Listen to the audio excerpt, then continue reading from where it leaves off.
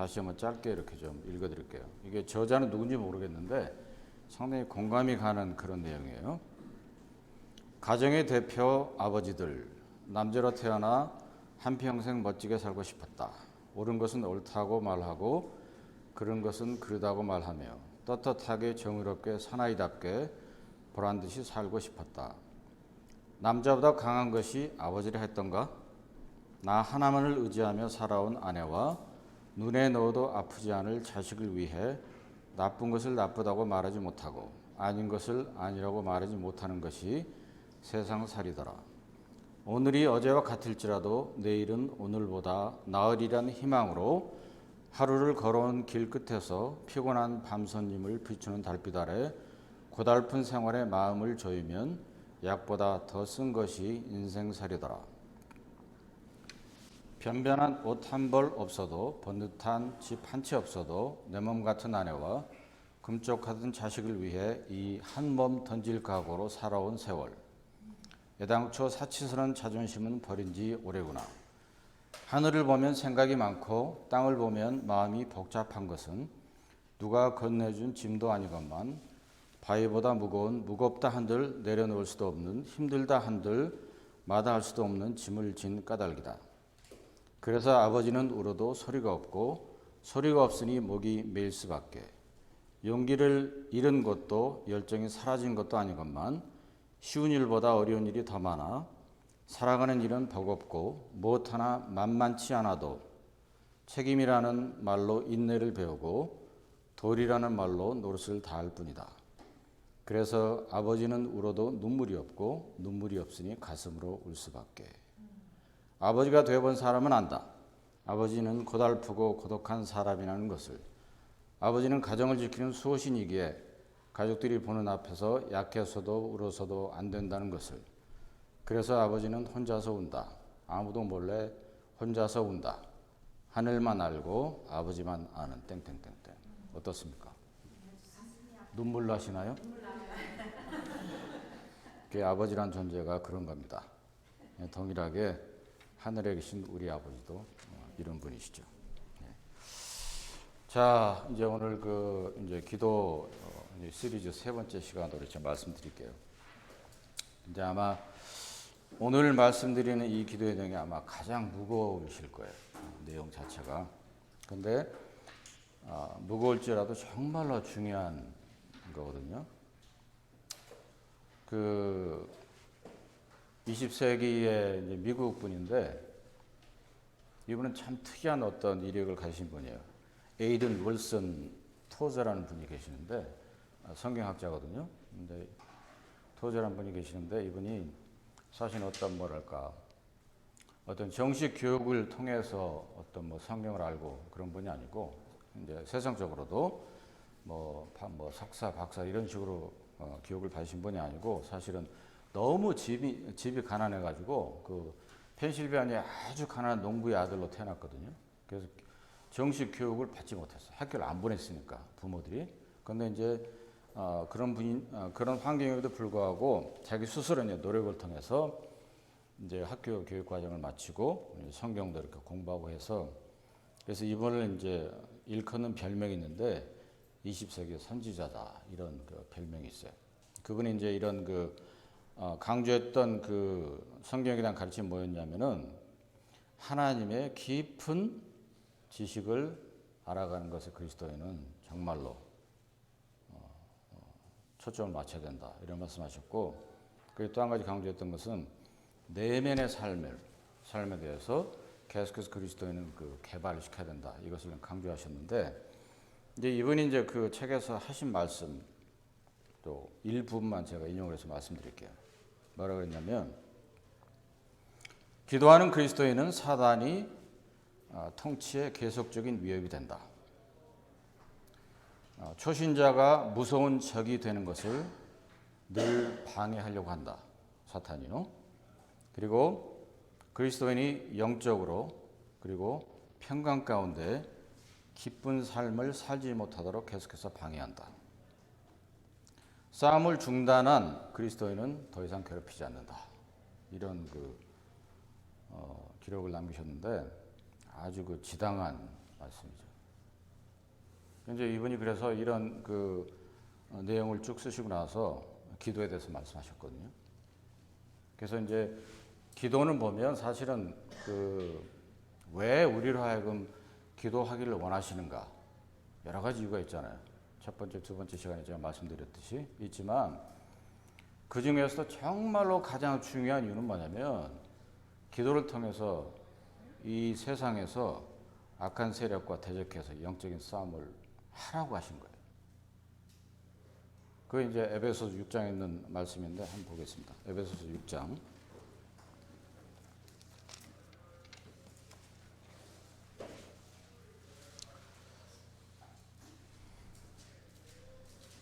(6장) 10절부터 보면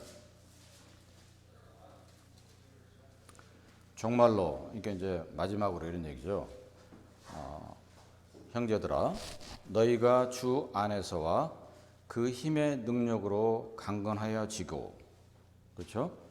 마귀의 괴계를 능히 대적하기 위하여 하나님의 전신 갑주를 입으라 이렇게 말씀하십니다. 그래서 전신 갑주인데 전신이니까 뭡니까? 온 몸을 다 덮는 그 갑주란 얘기예요.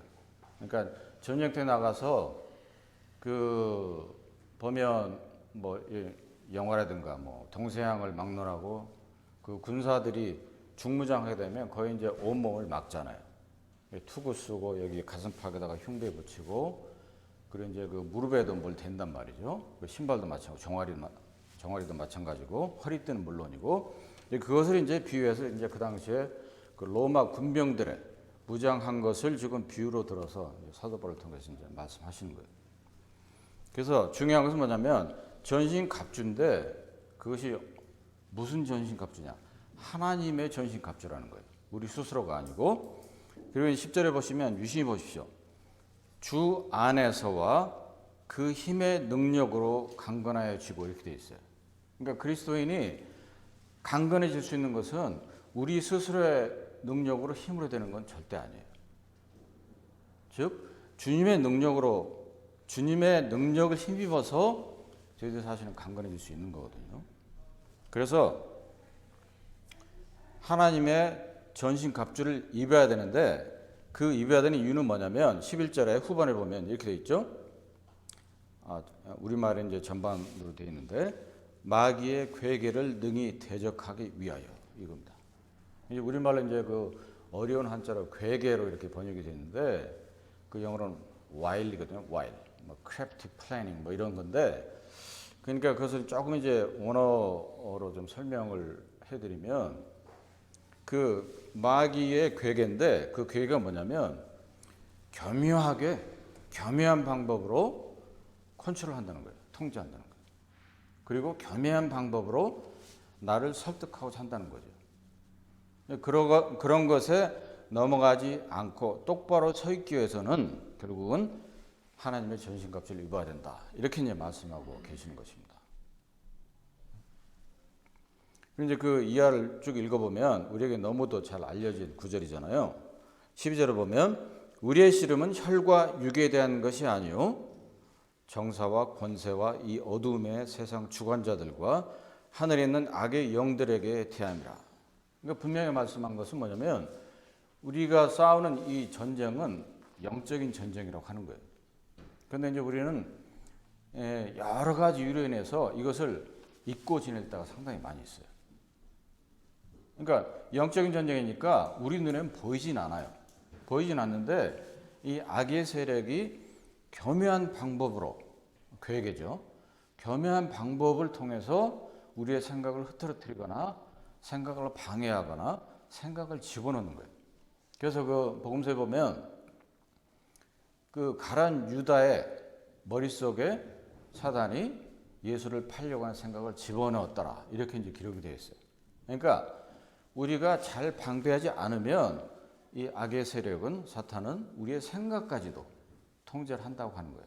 여러 경로를 통해서. 그렇기 때문에 여기서 이제 에베소서를 마치면서 하나님의 전신 갑주를 입으라. 이렇게 이제 권면하고 계시는 거죠. 그래서 읽어보면 13절에 그래서 접속어가 있잖아요. 즉 전신 갑주를 입어야 되는데 그리고 우리의 싸움은 영적인 싸움이다. 그래서 뭐냐? 그러니까 그러므로 뭘 해야 되느냐? 이제 그렇게 이제 그 12절과 13절을 연결하고 있잖아요. 그래서 그러므로 하나님의 전신갑주를 취해야 되는데 이는 악한 날에 너희가 능히 대적하고 모든 일을 행한 후에 서기 위함이라. 악한 날에 너희가 능히 대적하고. 그러니까 이제 사탄의 사실은 그 원래 그 의미는 뭐냐면 대적자예요. 대적자. 대적하는 자. 그러니까 이제 하나님을 대적했잖아요. 그것을 필두로 해서 하나님의 모든 자녀를 대적하는 거예요. 사탄과 그 사탄을 추종하는 악한 무리들, 악한 정세 권사, 권세를 잡은 자들, 악한 더러운 영들이 결국은 그 사탄을 추종함으로 인해서 모든 그 믿는 자들을 여전히 대적하고 있는 거죠. 그래서 악한 날에 너희가 능히 대적하고 올바로 서기 위함이라 이렇게 이제 말씀을 주고 있는 거죠. 그래서 이제 무엇이 이제 그 전신갑주를 구성하고 있느냐. 우리가 이제 다들 잘 아는 구절인데, 자 14절부터 보면 그런즉 서서입니다. 여기서 이제 가장 중요한 포인트는 뭐냐면 서 있는 거예요. 앉아 있거나 누워 있지 말고 서 있어야 된다. 그 뭡니까? 서 있음으로 인해서 결국 사람은 뭔가를 할 준비가 되어 있는 거잖아요. 그렇기 때문에 이 그리스도인이 정말로 안락한 편안한 이런 삶을 동경하거나 거기에 계속 머물거나 사실 그럴 여유가 없는 거예요. 그러니까 언제나 우리를 그 영적으로 겸허하게 통제하고자 그리고 설득하고자 애쓰는 것이 이게 사탄의 계획이라고 하는 것입니다. 그래서 읽어보면 그런즉 서서 진리로 너희 허리띠를 띠고, 첫 번째입니다. 의의 흉배를 붙이고, 가슴을 이제 방어하는 거죠. 평안의 복음에 예비한 것으로 신을 신고 모든 것 위에 믿음의 방패를 가지고 이로써 능히 악한 자의 모든 화전을 소멸하고. 화전이 화살을 얘기하고 있잖아요. 계속해서 공격하기 위해서 화살을 쏜다는 거예요. 사탄이. 눈에 보이지 않게 영적으로 다양한 경로로 방해를 하는 거예요. 그리고 17절에 구원의 투구와 성령의 검 곧 하나님의 말씀을 가지라. 쭉 보시면 전부가 다 뭐냐면 방어용이에요. 오직 한 가지 예외가 뭐냐면 성령의 검, 하나님의 말씀이에요. 그렇기 때문에 하나님의 말씀이 중요한 이유가 여기 있는 거죠. 그래서 그 예수 그리스도를 아는 지식에서 자라가라. 그리고 그분을 더 알아가고 이해하고 그분을 닮기 원하고 이런 것들이 이제 결국 뭐냐? 하나님의 말씀을 통해서 되어지는 거죠. 그리고 나서 제가 이제 말씀드리고자 하는 포인트는 뭐냐면 맨 마지막이에요. 그런 것들이 다 되고 그건 기본이에요. 하나님의 전신갑주로. 그런데 그것을 마무리하는 것이 뭐냐? 18절에 모든 기도 간구로 하되 무시로 성령 안에서 기도하고 이를 위하여 깨어 구하길 항상 힘쓰라. 이 말씀이거든요. 그러니까 전쟁에 나간 그 군사, 병사가 사실은 전시면 쉴 틈이 없잖아요. 그러니까 그리스도인의 자세가 이래야 된다고 하는 거예요. 쉬지 말고 그 전신갑주 여러 가지를 이미 차려입고 서 있으라는 거거든요. 그 서 있음으로 인해서 깨어 있을 수 있는 거예요. 예를 들어서 앉아 있거나 누워 있으면 좋을 수도 있으니까 그런 면에서 영적인 싸움에 대비를 하고 있으라. 그리고 계속해서 이 땅의 삶은 결국 그리스도인과 하나님과 사탄, 그리스도인과 사실은 사탄, 비그리스도인 이거의 영적인 싸움이라고 하는 거죠. 이것을 그리스도인들이 정말로 깨닫고 있느냐? 이것을 이제 에베소서를 마치면서 이제 말씀을 하고 계시는 것이죠. 그래서 이제 어떤 분들은 그런 말씀을 하세요. 그리스도인이 이 땅에서 사는 삶은 보이지 않는 영적인 전쟁이다. 그거 실감하세요? 그런데 이게 교묘하게 우리 안에 있는 육신을 통해서 저는 이제 교재 드렸듯이 육신은 뭔가요? 로마 7장에 있는 대로 죄를 담는 그릇이잖아요.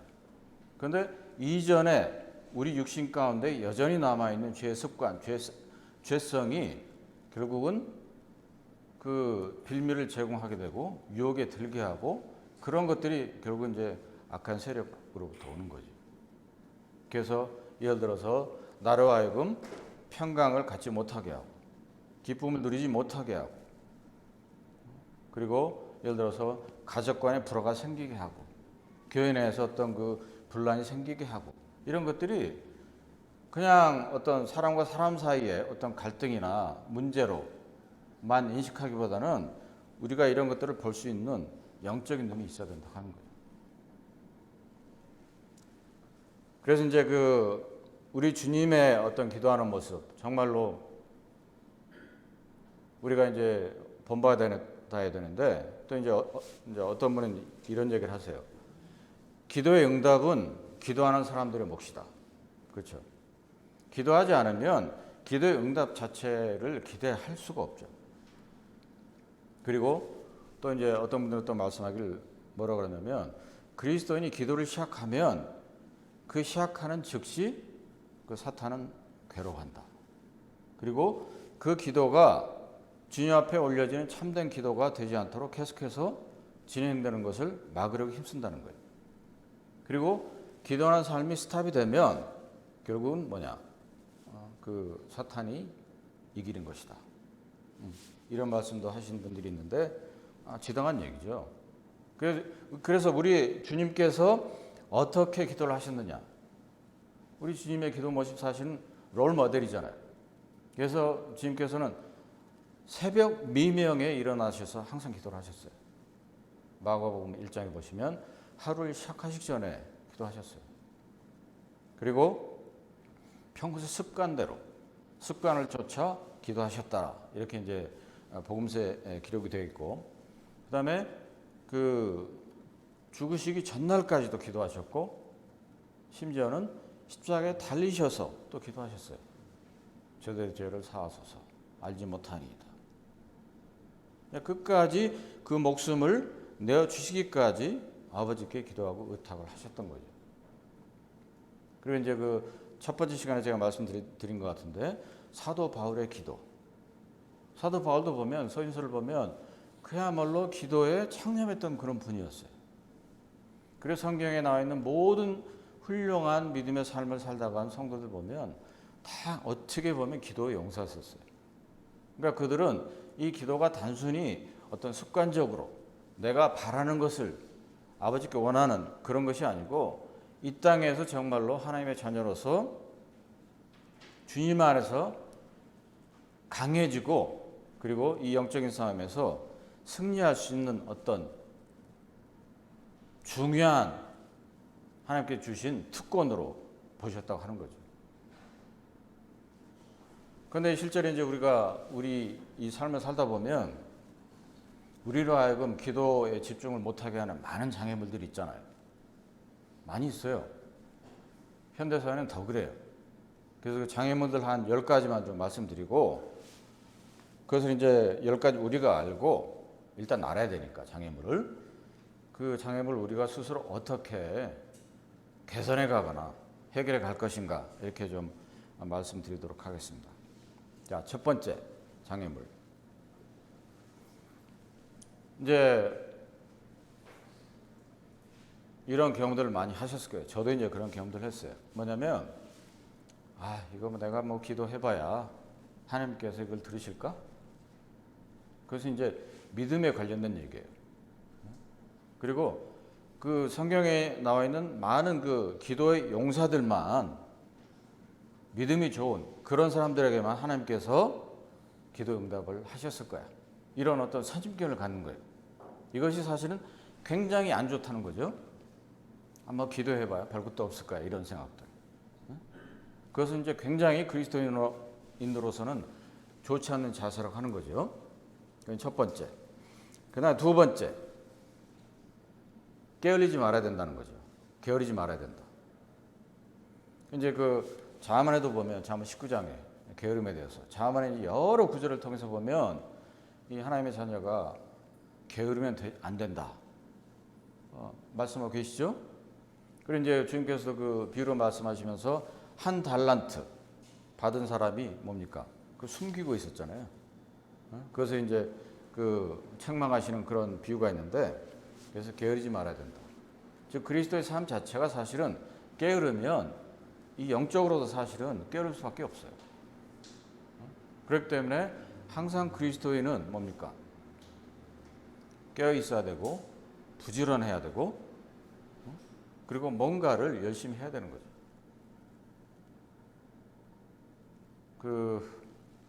제가 전에 이제 한두 차례 말씀드린 것 같은데, 우리 애들이 어릴 때, 준찬이, 준영이 어릴 때, 한 뭐 초등학교, 중학교, 고등학교 때는 제가 했나 모르겠는데, 제가 자주 한 말이 있어요. 괜히 그 침대에서 누워가지고 천장 보고 자빠져 있지 말라고. 그럴 시간 있으면 밖에 나가서 놀으라고. 왜냐하면 제 개인적으로 이것을 절감하면서 지금까지 살아왔거든요. 그리스도인이 게으르면요, 예를 들어서 영적인 활동을 한다든가 뭐 그런 거 빼놓고 일상적인 내 잡이 있잖아요. 잡이 있고 뭐 학생 같은 공부가 있고, 자기가 하는 일에 게으른 사람은 영적으로도 게을러져요. 반면에 자기가 하는 일에 부지런한 사람은, 최선을 다하는 사람은 영적으로도 교회에서도 섬기는데 최선을 다해요. 그렇기 때문에 자만의 수차에 걸쳐서 믿는 자의 게으름에 대해서 경고를 하고 계시는 거죠. 그런데 그래서 우리가 게으르게 되면 이 기도 생활에도 영향이 간다고 하는 것입니다. 그렇지 않겠어요?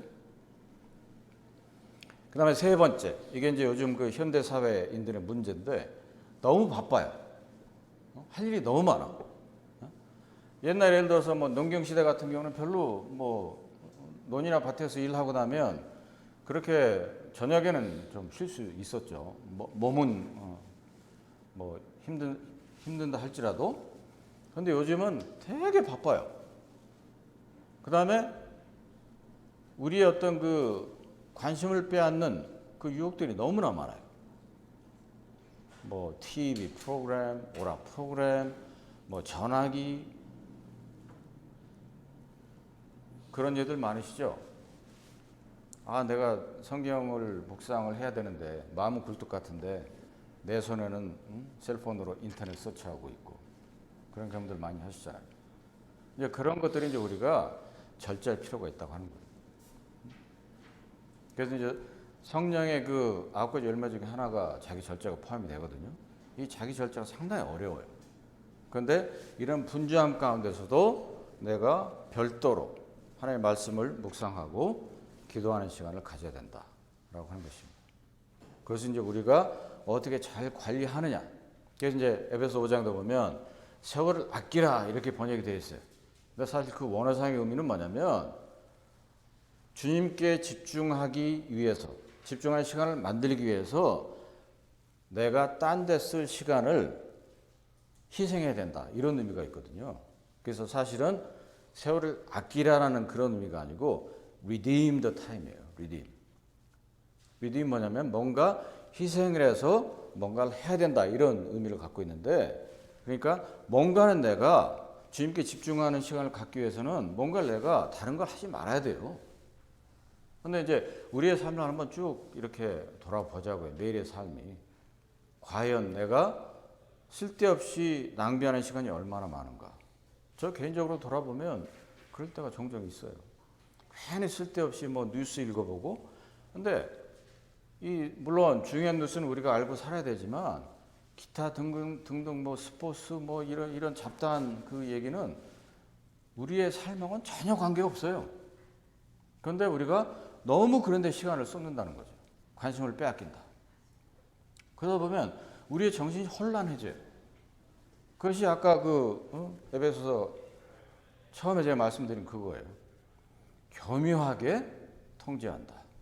교묘한 방법으로 우리를 설득하려 한다. 그것이 뭐냐면 오늘날 사탄의 괴계예요, 그게 사실.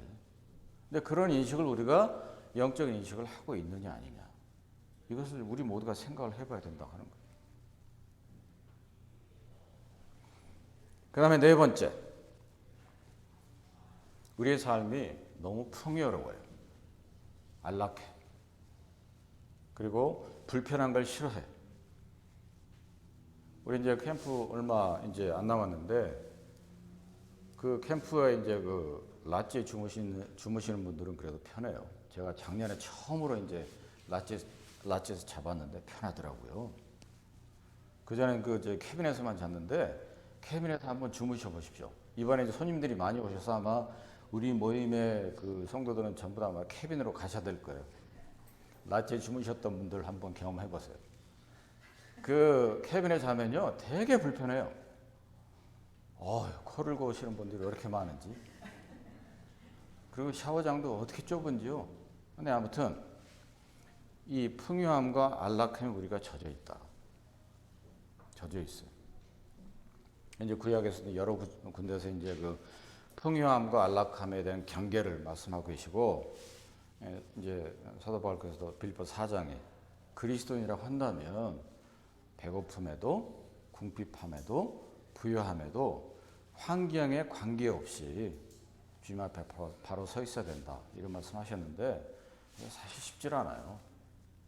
당장 예를 들어서 미국에서 한국만 가도, 예를 들어 한국에서 전철만 타도 여러 사람 부딪힌단 말이에요.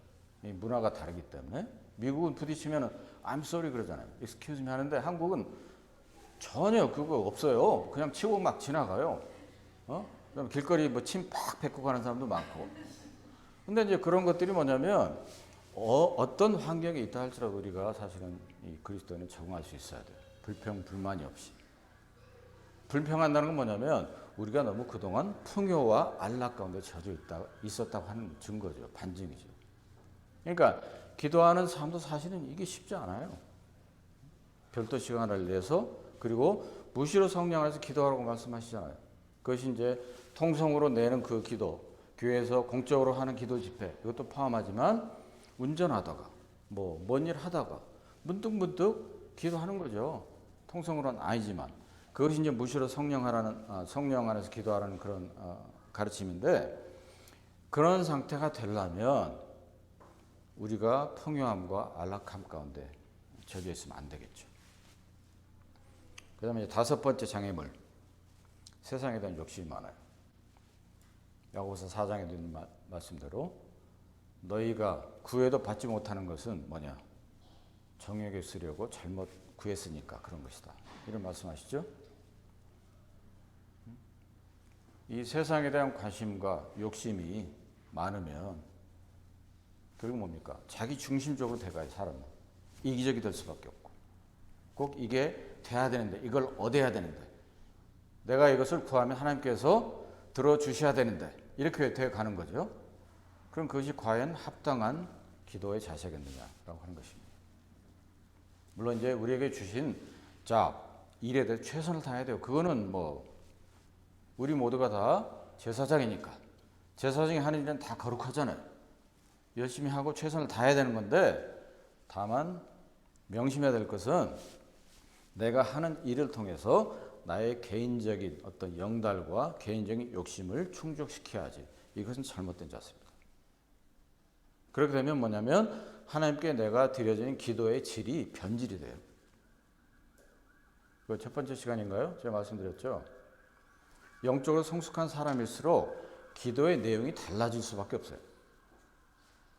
영적으로 어릴 때는 나에게 포커스가 다 맞춰지지만 점점 성장할수록 나에 관한 포커스는 점점 멀어지면서 교회의 성도, 다른 사람, 그쪽으로 이제 포커스가 올라가야 되잖아요. 그것이 이제 정상이니까, 다른 말로 말씀드리면 영적으로 성숙해지면 세상에 대한 욕심도 점점 더 없어져야 정상인 거죠.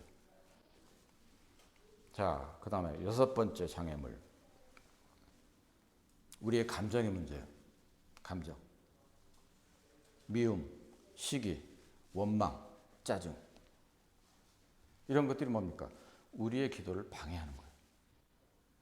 예를 들어서 누구를 미워해 보세요. 심령이 평안하십니까? 불편해요. 저도 이제 이전에 그런 경험들을 했기 때문에 말씀드리는 거예요. 옛날에 이제 각 직장마다, 제가 이제 한국에서 연구소에 있다가 여기 와서 이제 GM 다니고 여러 군데 이제 직장 생활을 해봤는데, 지금 이렇게 가끔 생각이 나요.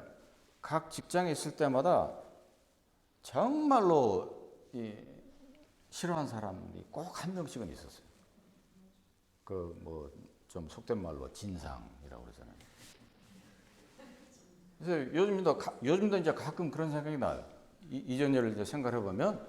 그런데 지금이야 이제 다 정리가 됐지만 그 당시에 직장 생활 하고 있을 때 나를 이제 그 굉장히 그 괴롭혔던 사람, 그런 사람은 이게 사람이 감정이 있잖아요. 미움이 있잖아요. 계속해서 제가 그때 이제 절실하게 깨달은 게 뭐냐면, 내가 남을 미워하는 마음을 갖게 되면 좋을 것 같으죠. 근데 결국은 제가 깨달은 것은 뭐냐면, 손해는 제 자신이더라고요.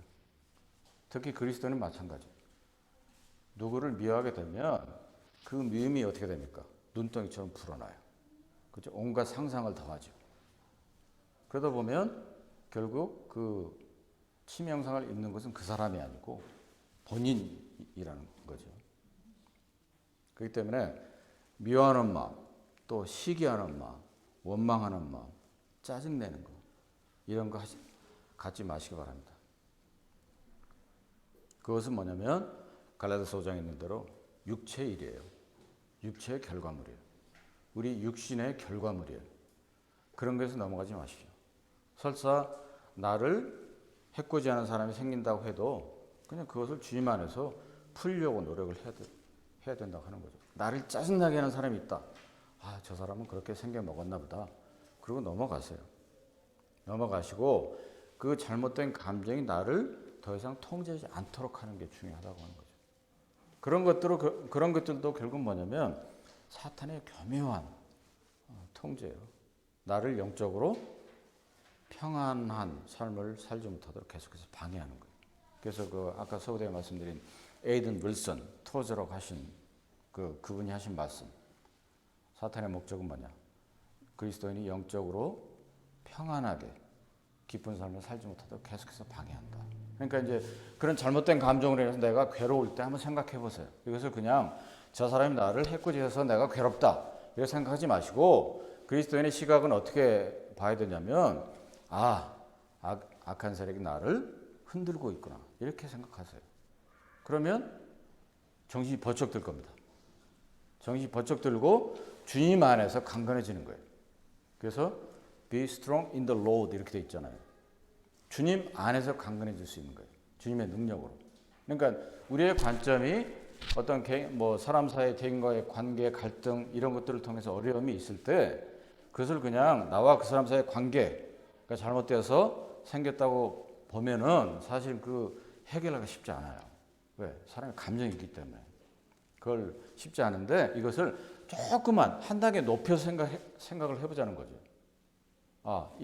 사탄이 나로 하여금 육체의 일을 가져오도록 나를 교묘하게 컨트롤하려고 하고 있구나. 이렇게 생각하면 쉽게 이런 것으로부터 벗어날 수 있어요. 자, 7번째. 대중매체 오락이에요. 오락. 이제 이사야에서 있는 구절인데 참고로 한번 보겠습니다. 이사야에서 58장. 이제 오늘날 우리에게 직접적으로 이제 적용되는 그런 구절은 아닌데, 이런 구절들을 저희가 이제 구약에 왜 주셨는가 생각을 해보고 우리의 삶에 적용할 필요가 있어요. 자, 이사야에서 58장 13절. 58장 13절. 만일 안식일에 내 발을 금하여 내 성일에 오락을 행치 아니하고 안식일을 일컬어 즐거운 날이라 여호와의 성일을 존귀한 날이라 하여 이를 존귀 여기고 내 길로 행치 아니하며 내 오락을 굳이 아니하며 사사로운 말을 하지 아니하면 내가 여호와의 안에서 즐거움을 얻을 것이라. 내가 너를 땅의 높은 곳에 올리고 내 조상 야곱의 업으로 기르리라. 여호와의 입의 말이니라. 이게 이제 성경에서 오락에 대해서 부정적으로 말씀하신 말씀이 없을 것 같은데 이 구절이 있거든요.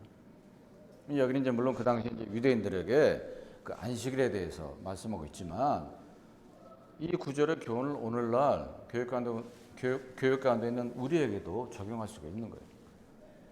그러니까 우리는 그냥 안식일을 지키는 게 아니잖아요. 그냥 매일의 삶이 신령한 산 제사의 삶으로 드려져야 되니까 매일의 삶 속에서 이걸 생각을 해보자는 거예요.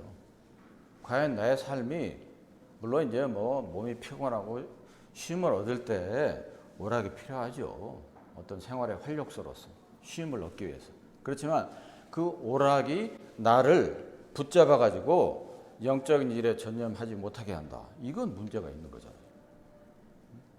그래서 대중매체, 오락 이런 것들도 사실 오늘날 그리스도인들이 올바른 영적인 관점으로 바라봐야 된다고 하는 것입니다.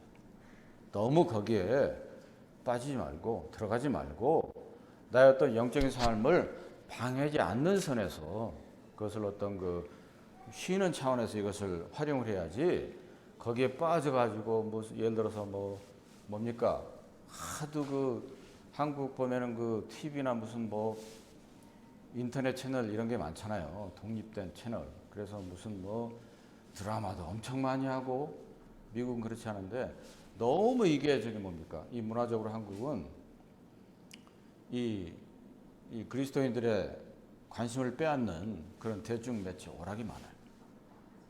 근데 이제 그런 것들을 이제 조심해야 되고요. 그 다음에 이제 8번째 장애물은 뭐냐면 인간관계 문제가 있는 거예요. 뭐 친구 사이라든가 동료라든가 이성이라든가 가족이라든가 뭐 부부 사이라든가 형제간이라든가 이런 것들이 만약에 잘못되면 사실 뭡니까 이게 편안한 어떤 영적인 상태를 유지할 수가 없겠죠. 그렇기 때문에 모든 사람과 화평하라 이런 말씀이 있어요. 로마 12장에. 그래서 사실은 그 어느 날 제가 이제 그 구절을 읽고서 제가 뭐랄까 어떤 충격을 받았던 구절인데 뭐냐면 굉장히 어려운 구절이에요. 실천하기가. 너는 더불어 모든 사람으로 더불어 화평하라. 왜냐고요?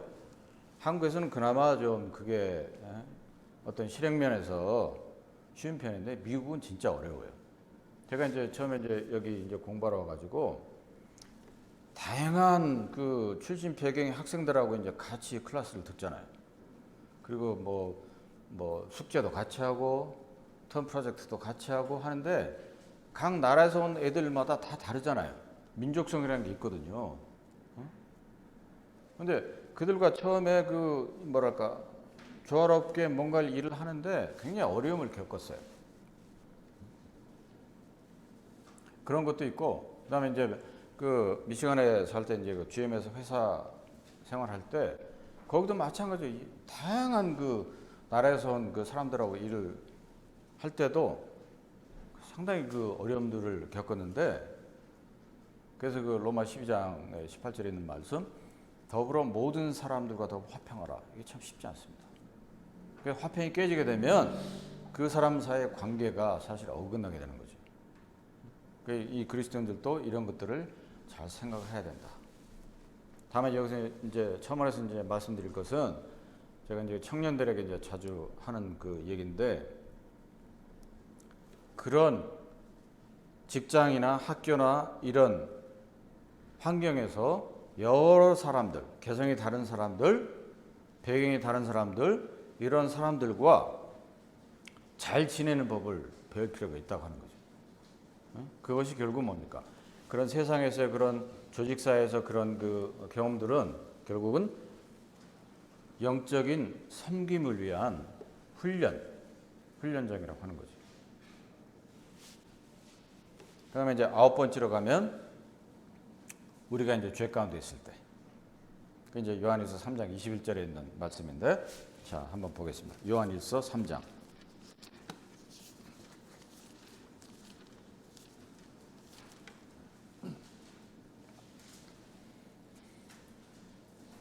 제가 이제 늘 이제 기도하기 전에 이 구절을 이제 되뇌이거든요.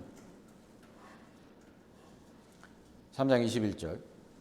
사랑하는 자들아 만일 우리 마음이 우리를 책망할 것이 없으면 하나님 앞에서 담대함을 얻고 무엇이든지 구하는 바를 그에게 받나니 이는 우리가 그의 계명들을 지키고 그 앞에서 기뻐하시는 것을 행함이라. 그래서 우리 스스로 기도하기 전에 우리 스스로 우리를 책망할 것이 없어야 돼요. 그래야 우리가 담대함을 가지고 그리고 진정함을 가지고 결국은 하나님께 기도할 수 있는 거죠. 그래서 우리 마음속에 뭔가 걸림이 있다고 한다면 그것을 내려놓고 해결하고 결국 이제 기도할 것을 말씀하고 있는 거고요. 그다음에 마지막으로 10번째, 자만과 교만을 경계해야 됩니다. 왜냐하면 이 사람이라는 것이 자만하게 되고 교만하게 되면요, 눈에 뵈는 게 없어요. 그리고 부족함을 못 느껴요. 내가 뭐 잘 나가고 있는데 내가 왜 기도를 해야 돼? 하나님께 구할 것도 없어. 이렇게 되는 거죠, 자세가. 절대 그리스도인들은 경계해야 됩니다. 그래서 잠언 그 8장 13절에 보면 하나님께서 미워하시는 4가지가 있는데 그 중에 2개가 뭐냐면 자만하고 교만이에요. 자만은 뭐죠? 다른 사람과 나를 비교하는 거예요. 그래서 다른 사람보다 내가 낫다. 이게 자만이고, 교만은 스스로 높아지는 게 교만인데, 이게 자만과 교만. 특히 이제 그 영적 교만도 여기 들어가는데 정말로 경계해야 됩니다. 그래서 수없이 많은 구절과 성경의 인문들을 통해서 하나님 앞에 겸손할 것을 말씀해 주고 있는 거죠. 하나님 앞에 낮아지고 겸손하지 않으면 그 사람의 기도가 하나님께 상달이 되겠느냐는 거죠. 상달이 안 됩니다. 내가 높아진 상태에서 아무리 기도를 한다고 해도 그것을 하나님께서 기뻐 들으시겠느냐라고 하는 거죠. 자, 오늘 이제 여러 가지 말씀드렸는데, 자, 첫 번째, 내가 기도해서 뭐 하겠어 하는 이런 마음. 두 번째, 게으름. 세 번째, 너무 바빠, 분주함. 네 번째, 풍요하고 안락함. 다섯 번째, 세상에 대한 욕심. 여섯 번째, 나의 잘못된 감정. 일곱 번째, 대중매체 및 오락. 여덟 번째, 인간관계에 문제가 있는 것. 아홉 번째, 내 마음속에 죄와 허물이 있는 상태에서 기도하는 것. 다음 10번째, 자만과 교만. 이 10가지를 항상 그 기도하시기 전에 생각해 보시고, 그리고 평소에 그 우리 삶을 통해서도 생각을 해 보시고요. 이 기도가 결코 쉬운 게 아닙니다. 쉬운 게 아니에요. 그럼 무시로 성령 안에서 기도하는 거 쉽지 않아요. 데살로니가전서 5장 17절 18절에 있는 말씀대로 쉬지 말고 기도하라. 쉽지 않습니다. 그러한 그 기도의 삶을 계속 우리가 유지하기 위해서는 결국 뭐냐? 하나님의 우리 몸 전체를 덮는 전신갑주로 무장하고 서 있어야 돼요. 서 있어서 보초를 서듯이 항상 눈을 반짝반짝 뜨고서 혹시나 그 적이 나를 교묘하게 통제하고자 하지 않는가, 공격해오지 않는가, 늘 저희들이 깨어 있어야 되는 거죠. 그것을 가능하게 하는 것이 뭐냐? 맨 마지막, 전신갑주 맨 마지막. 그래서 기도와 간구를 하라. 이렇게 말씀하고 계시는 거예요. 그걸 끊임없이 주님 앞에 내려놓고 계속해서 간구를 해야 된다. 이렇게 이제 말씀해 주고 계시는 것입니다. 다시 그 에든 윌슨 토저라하고 한 분이 말씀하신 거 하나만 좀 말씀드릴게요.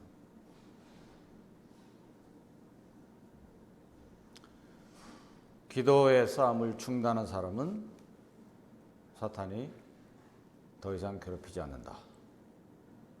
즉 그리스도인은 늘 그렇기 때문에 기도에 깨어 있어야 되고 기도하는 삶을 살아야 되는 것입니다.